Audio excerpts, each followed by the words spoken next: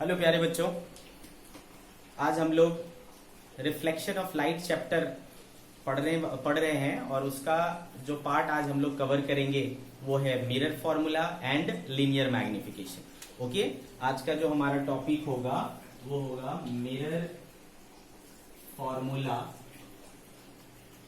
And linear magnification.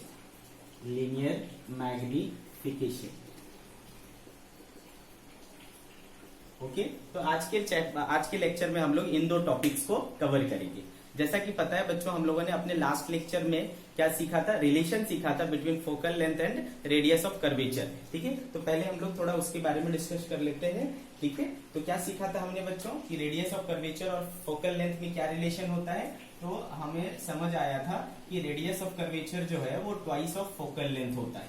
ये किसी भी प्रकार का मिरर हो, ठीक है, किसी भी प्रकार का मिरर हो, चाहे वो कनकेव मिरर हो चाहे वो कन्वेक्स मिरर हो, उसमें ये रिलेशन फॉलो होगा। Radius of curvature twice of focal length होगा। Got this? ठीक है, तो यहीं से मैं ये बात भी बोल सकता हूं भाई कि फोकल लेंथ कितना होगा सर, तो radius by 2, radius of curvature का हाफ। दैट मीन्स कि एक तरीके से मैं ये बोल सकता हूं कि radius of curvature twice of focal length है and focal length half of radius of curvature है। तो इसके ऊपर कुछ सिंपल क्वेश्चंस आपसे पूछे जा सकते हैं बच्चों। एक दो एग्जांपल्स ले लेते हैं अपन। एग्जांपल कि if radius of curvature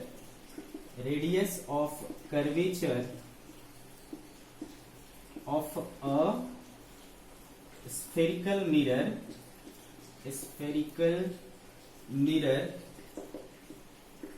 if radius of curvature of a spherical mirror is 20 centimeter, then find its focal length।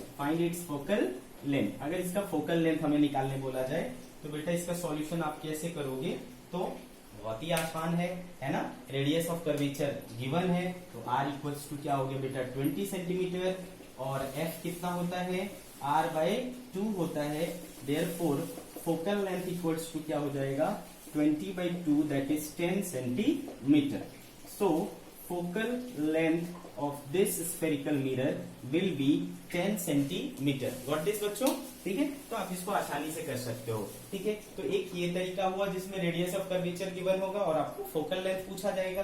दूसरा क्या पूछा जा सकता है बेटा, तो भाई इसका अपोजिट हो जाएगा। इस बार आपको फोकल लेंथ दिया रहेगा और रेडियस ऑफ कर्वेचर पूछा जाएगा, तो कोई बड़ी बात नहीं है, अपन फिर से कर लेंगे। ठीक है, छोटा सा एग्जाम्पल बच्चों वाला एकदम, है ना।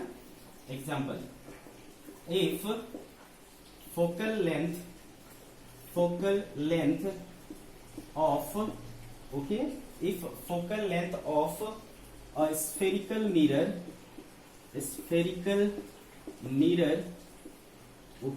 if focal length of a spherical mirror is 15 centimeter then find बच्चों, if focal length of a spherical mirror is 15 centimeter then find its radius of curvature। बच्चों, तो इस बार अपने को क्या पूछ रहा है, रेडियस ऑफ कर्वेचर पूछ रहा है। तो चलो इसका सॉल्यूशन कर लेते हैं अपन।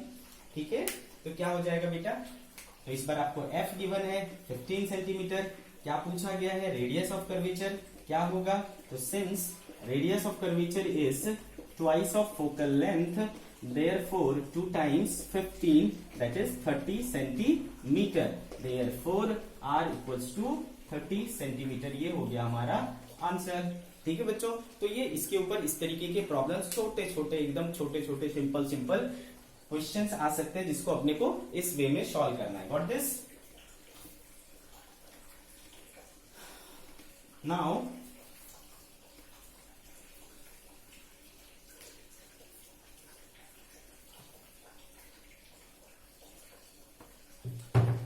ओके बच्चों, आगे बढ़ते हैं। अपने को मिरर फॉर्मूला से पहले एक और चीज देखना पड़ेगा, उसको कहते हैं हम लोग साइन कन्वेंशन। ठीक है, अपन इसमें कौन सी क्वांटिटी का किस प्रकार का साइन लेंगे ये देखना बहुत इंपॉर्टेंट होता है। ठीक है, चलो इस चीज को देखते हैं। तो पहले अपन क्या पढ़ लेंगे भाई, sign convention in spherical mirror. इसको कई बार अपन कार्टेशियन साइन कन्वेंशन भी बोलते हैं, ठीक है। New sign convention, new sign convention और न्यू कार्टेशियन साइन कन्वेंशन भी बोलते हैं, न्यू कार्टेशियन साइन कन्वेंशन भी बोलते हैं, ठीक है। इससे आपको पता चलता है कि आपको कौन से डायरेक्शन को, कौन से चीज क्वांटिटी को क्या मानना है, प्लस लेना है, माइनस लेना है, ये सारी चीजें अपने को पता चलता है। बेटा ये बहुत इंपॉर्टेंट है, अगर आपको ये इसमें कंफ्यूजन रह गया तो आप प्रॉब्लम सॉल्व नहीं कर पाओगे। Got this? अगर इसमें आपको प्रॉब्लम रहा तो आप क्वेश्चन सॉल्व नहीं कर पाओगे, तो इसको बहुत अच्छे से समझने की जरूरत है। वैसे आपने इसको पहले भी पढ़ा होगा, बट इसको आपको समझना है तो एक बार रिफ्रेश भी हो जाएगा ये चीज। तो चलो मान लो बच्चा कि ये अपना एक स्फेरिकल मिरर है, देख करके आपको कैसा लग रहा है, ये कौन सा मिरर दिख रहा है भाई? तो कनकेव मिरर दिख रहा है। तो चलो मैं कनकेव मिरर पर ही देख लेता हूं, है ना। तो ये हो गया बेटा अपना क्या, पोल, जैसा कि आपको पता है। ये क्या हो गया बेटा आपका, फोकस। ये क्या हो गया बेटा, सेंटर। ये सारी चीजें अपने को पता है, कनकेव मिरर के केस में ऐसा होता है। ओके, अब मान लो बच्चों कि हमने यहाँ पर एक ऑब्जेक्ट रखा, ठीक है। यहाँ पर मैंने क्या रखा, ऑब्जेक्ट रखा, और उसका इमेज कहाँ बना, सपोज जैसा कि आपको पता है कि अगर आप beyond the centre of curvature रखते हो तो इमेज कहाँ बनता है, centre of curvature and focus के बीच में पड़ता है।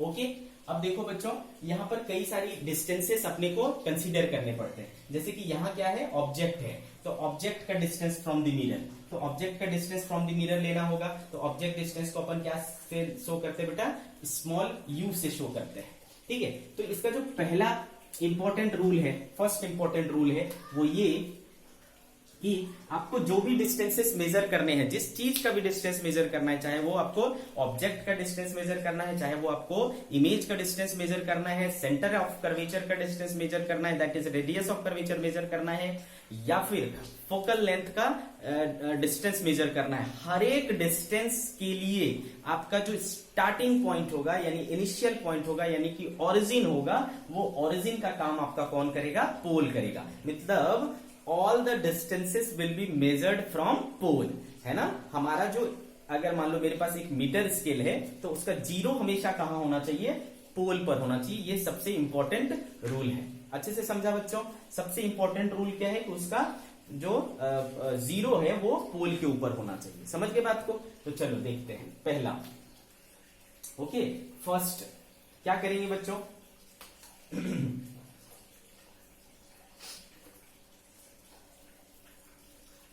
all the distances are measured from its pole। Okay, ये पहला नियम हो गया। All the distances are measured from its pole, pole से हमेशा मेजर करेंगे। ओके, हमारा ओरिजिन का काम कौन करेगा, पोल करेगा। एक चीज हो गया बेटा। दूसरा, सेकंड, ठीक है बेटा, सेकंड। अब आपको जैसे कि पता है बेटा कि ऑब्जेक्ट से हमेशा अपन क्या करते हैं, लाइट रे को कहां इंसिडेंट कराते हैं, मिरर पर, है ना। ऑब्जेक्ट से लाइट रे को इंसिडेंट कराते हैं मिरर पर। तो अपन ने क्या किया, यहां से एक लाइट रे को यूं इंसिडेंट कराया, ठीक है। तो इस डायरेक्शन में इंसिडेंट कराया बेटा, ठीक है। तो अब मुझे यहां से डिस्टेंस को मेजर करना है, जैसे कि यहां से ऑब्जेक्ट की डिस्टेंस निकालनी है। तो ऑब्जेक्ट मेरा कहां है बेटा, यहां, और कहां से स्टार्ट करूंगा, पोल से, ठीक है। तो this is pole, this is object.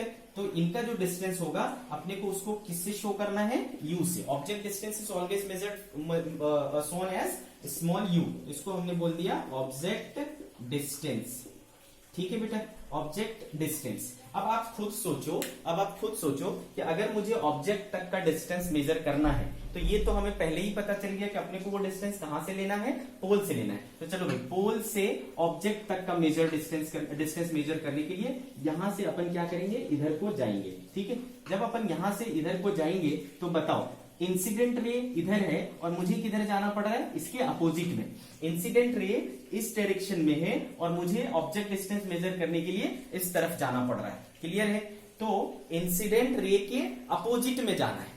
जब भी आपको कोई डिस्टेंस इंसिडेंट रे के अपोजिट डायरेक्शन में मेजर करना हो तो हमेशा आप उसको लेंगे नेगेटिव। क्या लेंगे बेटा? वो डिस्टेंस हमारा क्या होगा? नेगेटिव होगा। तो ये हो गया दूसरा डिस्टेंस, दूसरा rule. All the distances measured in direction opposite to the incident ray are taken negative। आगे बात समझ में आपको? इसको अपन क्या लेंगे? नेगेटिव लेंगे। जब भी अपने को इंसिडेंट रे के अपोजिट डायरेक्शन में डिस्टेंस मेजर करना होगा उसको अपन लेंगे क्या? नेगेटिव। दैट मीन्स कि अगर अपन ने ऑब्जेक्ट लेफ्ट में रखा है, ऑब्वियसली आप मिरर के फ्रंट में रखोगे, है ना? ऑब्जेक्ट को हमेशा किधर रखते हैं? मिरर के फ्रंट में रखते हैं, तो मिरर के फ्रंट में हो गया। तो इंसिडेंट रे किधर इंसिडेंट होगा भाई? ऑब्जेक्ट से मिरर की तरफ। तो जब मैं इधर से इधर जाऊंगा, ठीक है, मतलब लेफ्ट साइड का जो डिस्टेंस होगा, है ना, इस साइड का जो डिस्टेंस होगा वो हमेशा क्या आएगा? नेगेटिव आएगा। तो जो भी डिस्टेंसेस अभी की कंडीशन में लेफ्ट में आएगा बेटा, वो सभी क्या होंगे? अपने को नेगेटिव लेना पड़ेगा, ठीक है। तो इस तरफ क्या हो गया आपका? नेगेटिव, ठीक है। इस तरफ का जो भी डिस्टेंस मेजर करेंगे इस तरफ का, वो क्या होगा? नेगेटिव, क्योंकि ये इंसिडेंट रे के अपोजिट में है। ये दो रूल हो गए बच्चों। तीसरा रूल देखते हैं, थर्ड रूल, तीसरा रूल। ओके, यहां पर देखते हैं ये क्या कहता है बेटा? इसका अपोजिट ले लो। अगर मुझे कोई डिस्टेंस इस तरफ मेजर करना है तो जब मैं इस तरफ मेजर करूंगा, इस तरफ, ठीक है, तो लाइट रे भी किधर जा रही है? इस तरफ, और मुझे डिस्टेंस भी मेजर करना है इस तरफ। मीन्स मैं किधर जा रहा हूं? Along the direction of incident ray, यानी in the direction of incident ray. तो in the direction of incident ray अगर मैं कोई डिस्टेंस मेजर करूंगा तो उसे मुझे क्या लेना है? पॉजिटिव। व्हाट दिस, ठीक है। तो all the distances measured in the direction of incident ray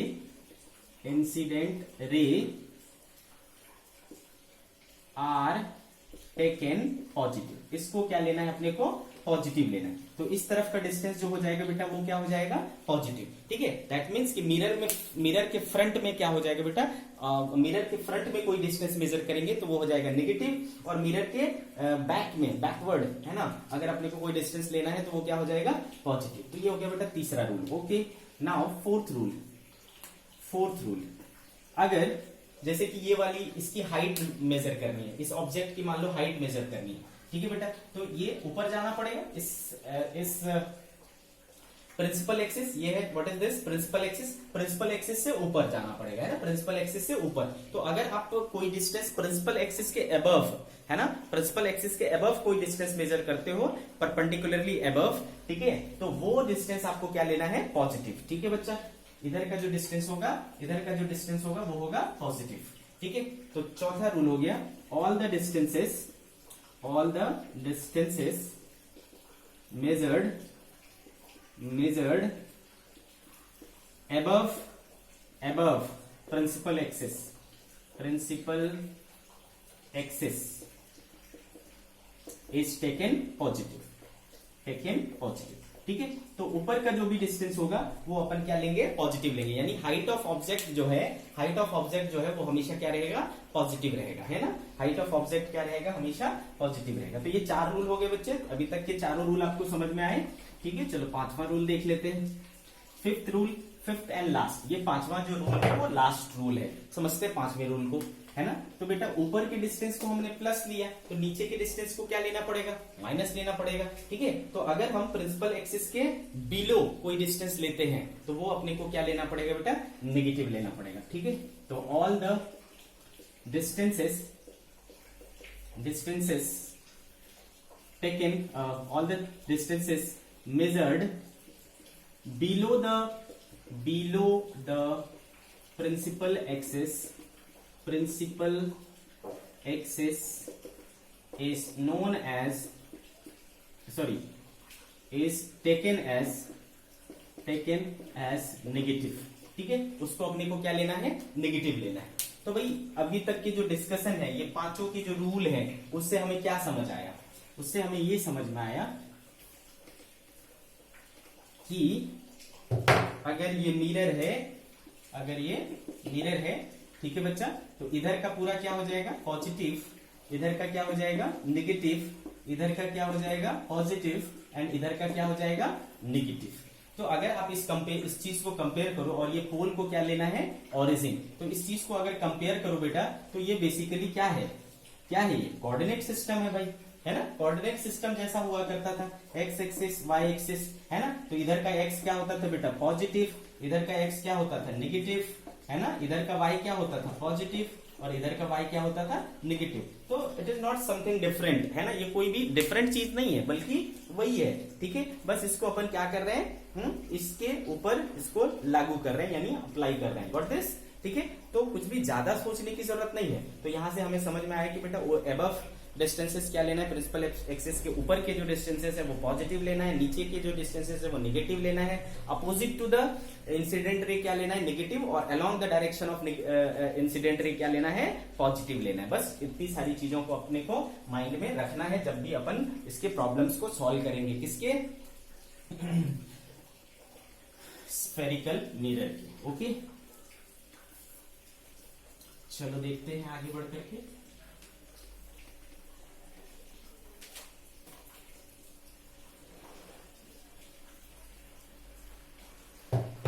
Okay, now see,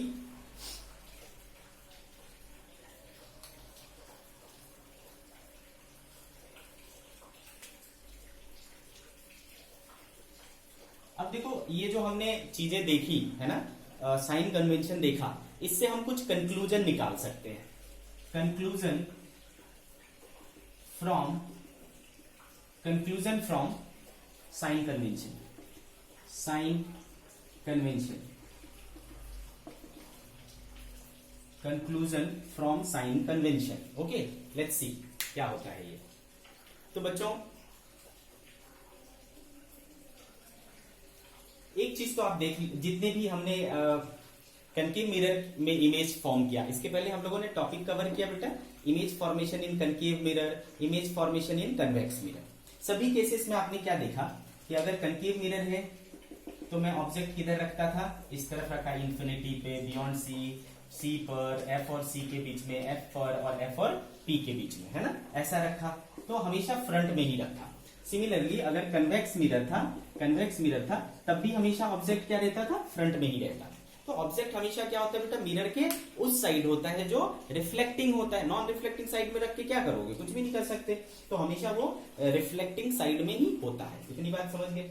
तो बेटा ये मिरर का फ्रंट हो गया, ये मिरर का बैक हो गया, ठीक है, ये मिरर का फ्रंट और ये मिरर का बैक। सिमिलरली ये मिरर का फ्रंट है और ये मिरर का बैक है। तो हमने जितने भी केसेस लिए बेटा, सभी में हमने ऑब्जेक्ट को इसी तरीके से रखा था। आपने देखा, हमेशा ऑब्जेक्ट को इसी तरीके से रखा था। तो ऑब्जेक्ट का जो डिस्टेंस होगा हमेशा वो क्या लूंगा बेटा, इस तरफ लूंगा। ऑब्जेक्ट का डिस्टेंस अपने को इस तरफ लेना पड़ेगा। तो दैट मीन्स कि जितने हमने केसेस पढ़े हैं, मैक्सिमम केसेस में u क्या होगा, नेगेटिव होगा, ऑब्जेक्ट डिस्टेंस क्या होगा, नेगेटिव होगा। ठीक है, समझ आया आपको। तो इन spherical mirror one object distance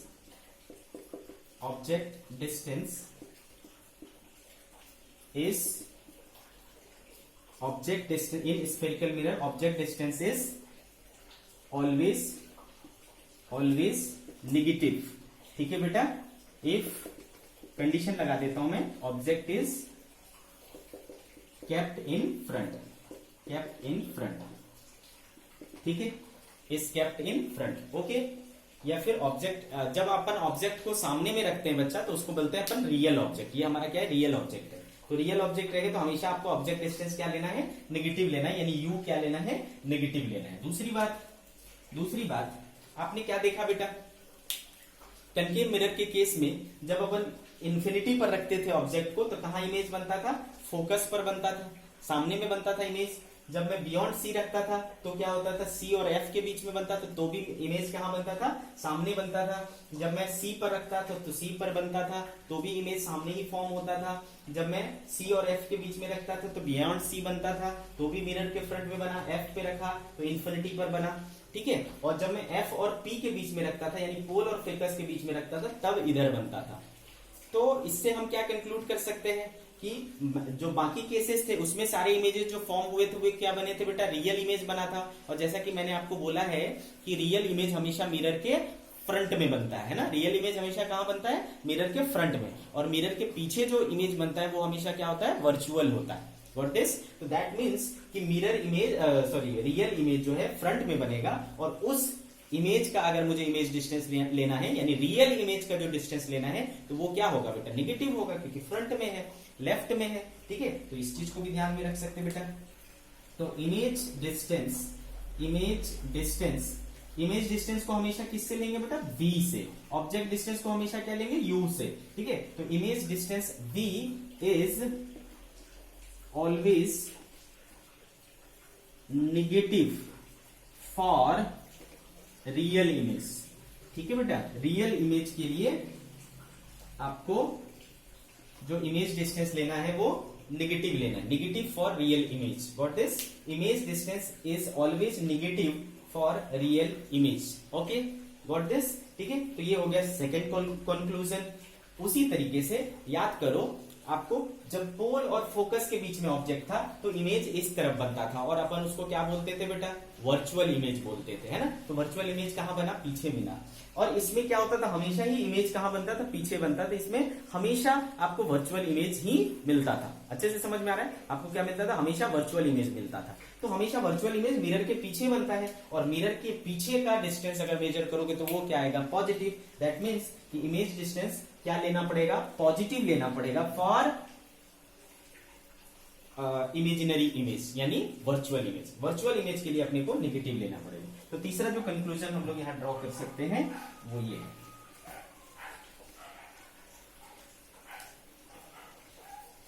तीसरा, third, image distance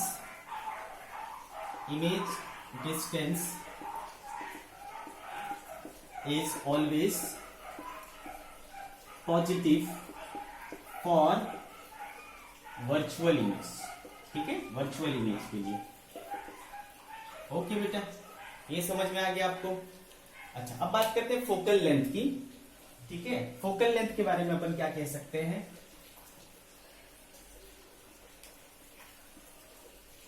focal length के बारे में अपन क्या कह सकते हैं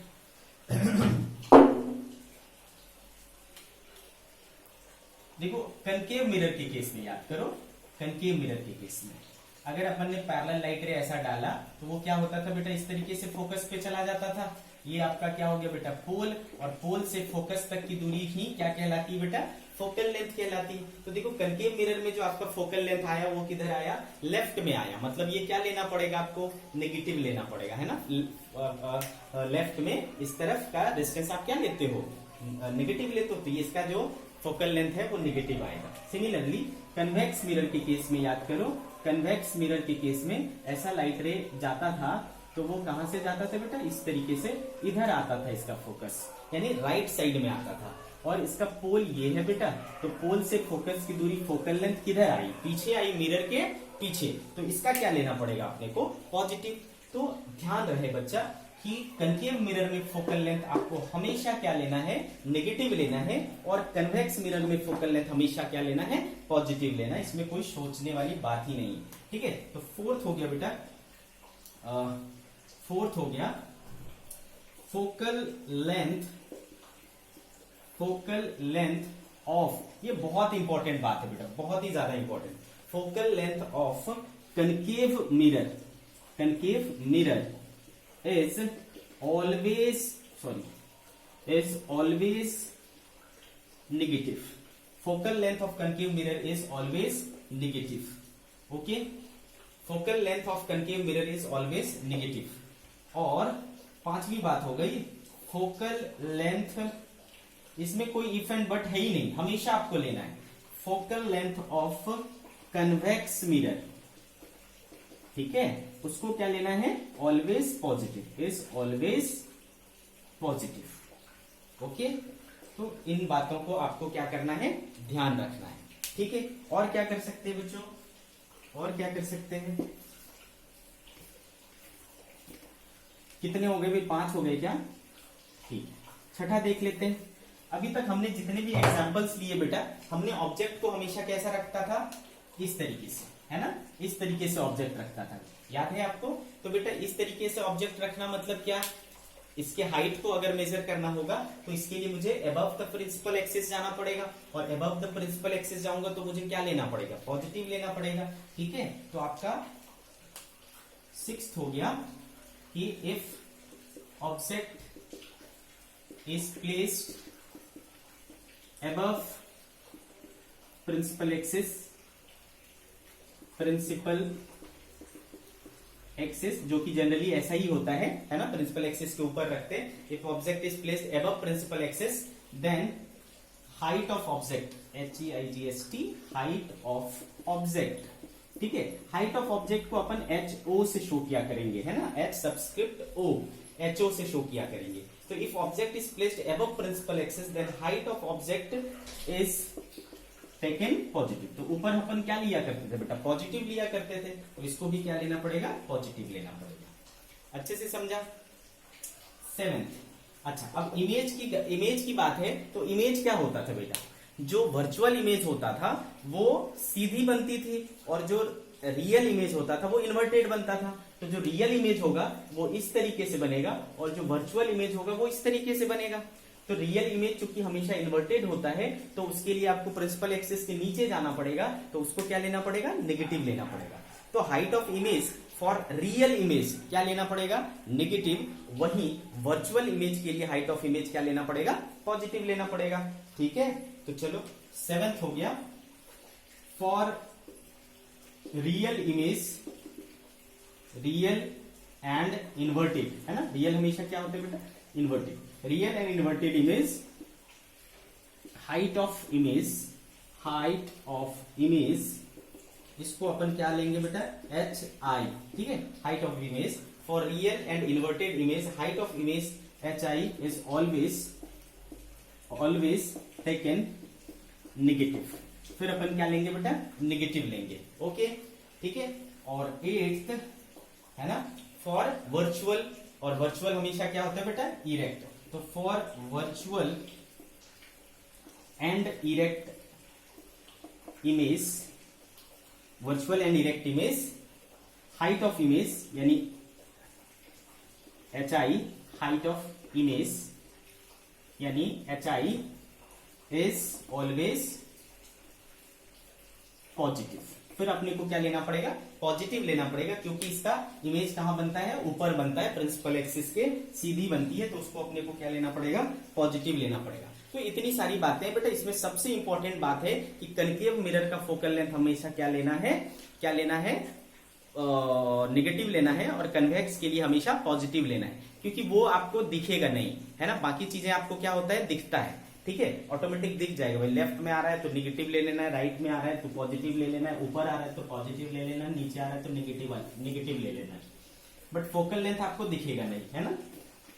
तो इसलिए आपको उसको याद रखना पड़ेगा, कनकेव के लिए फोकल लेंथ होता है नेगेटिव, कन्वेक्स के लिए फोकल लेंथ होता है पॉजिटिव। ठीक है बच्चा, तो हमने देख लिया बेटा, बात कर लिया हमने किसके बारे में, साइन कन्वेंशन के बारे में। अब हम बात करेंगे किसके लिए, मिरर फॉर्मूला के बारे में। Mirror formula, mirror formula. Okay, तो मिरर फॉर्मूला क्या कहता है बेटा, जब अपन एक मिरर की बात करते हैं, ठीक है, मिरर की बात किए, सपोज यहां पर मैंने एक ऑब्जेक्ट लिया और यहां मेरा एक इमेज बना। ठीक है बेटा, सारे डिस्टेंस कहां से मेजर करने हैं, पोल से करना है। तो पोल से ऑब्जेक्ट तक की, ये ऑब्जेक्ट है और ये इमेज है, पोल से ऑब्जेक्ट तक की दूरी क्या हो जाएगी बेटा, U हो जाएगी। पोल से इमेज तक की दूरी क्या हो जाएगी, V हो जाएगी। और ये मान लो फोकस है, तो पोल से फोकस तक की दूरी क्या हो जाएगी, F हो जाएगी। तो ये जो 3 टर्म है, object distance, image distance and focal length, जब हम किसी मिरर के इन तीन टर्म्स के बीच का रिलेशन फाइंड आउट करते हैं और जो फॉर्मूला मिलता है उस फॉर्मूले को अपन क्या कहते हैं बच्चों, मिरर फॉर्मूला बोलते हैं। ठीक है, तो मिरर फॉर्मूला हो गया the formula which gives relation between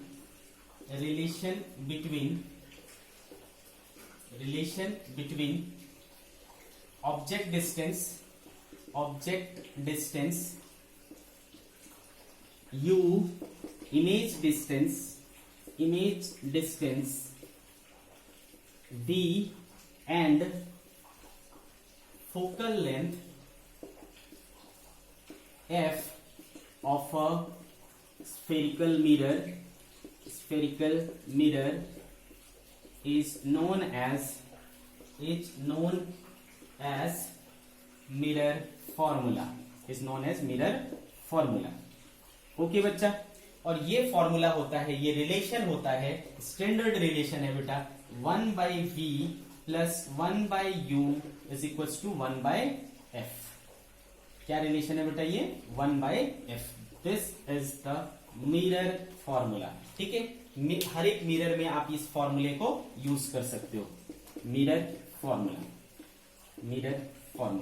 ऐसा नहीं है कि सिर्फ ये स्फेरिकल मिरर के साथ ही लगा सकते हो, किसी भी प्रकार का मिरर हो, प्लेन मिरर हो, कनकेव मिरर हो, कन्वेक्स मिरर हो, किसी भी प्रकार का मिरर हो, आप उसमें ये वाला फॉर्मूला यूज कर सकते हो, 1/v plus 1/u equals to 1/f।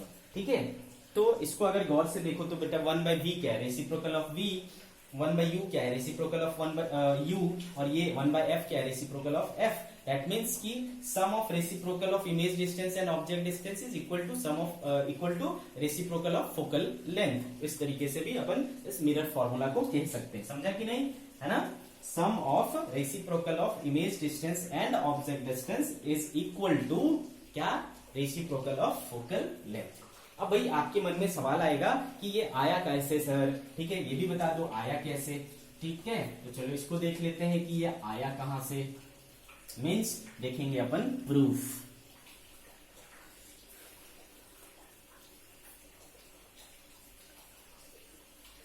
ठीक है बच्चों, चलो बात करते हैं अपन proof of mirror formula.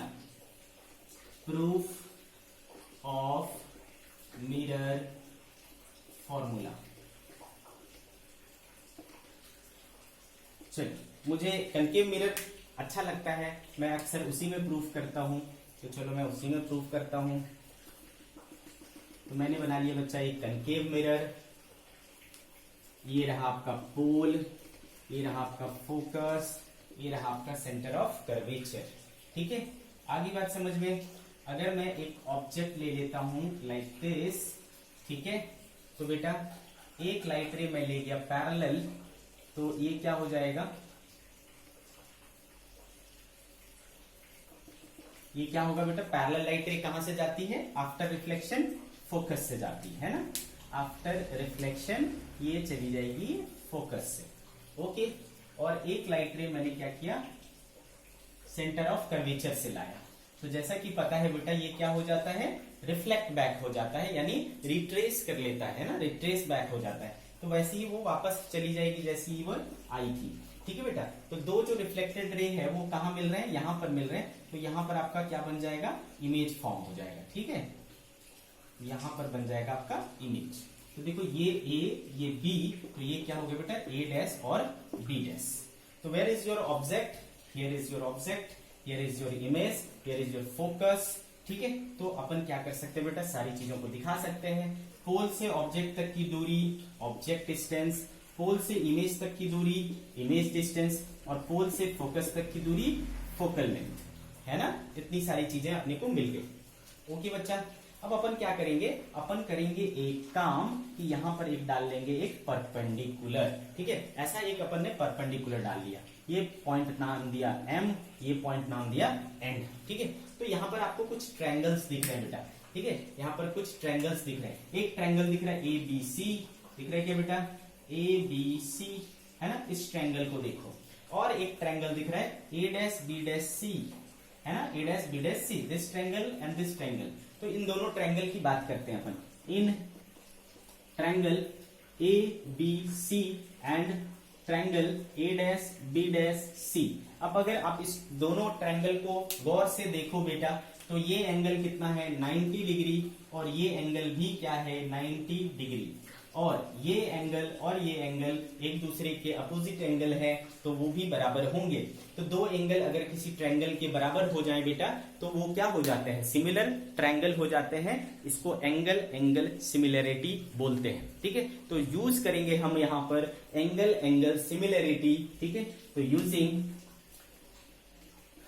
Using A similarity. ठीक है बेटा, तो triangle A B C similar हो गया triangle A dash B dash C के। तो बच्चा जैसा कि आप लोगों को मैथ में पढ़ा है आपने कि ट्रायंगल सिमिलरिटी से हमें समझ में आता है कि जो उनके कॉरेस्पॉन्डिंग साइड्स के रेशियो होते हैं वो हमेशा बराबर होते हैं। ठीक है, तो इस ट्रायंगल का परपेंडिकुलर देख लो ए बी। ठीक है, ए बी और इसका ए डैश बी डैश आपस में क्या हुआ,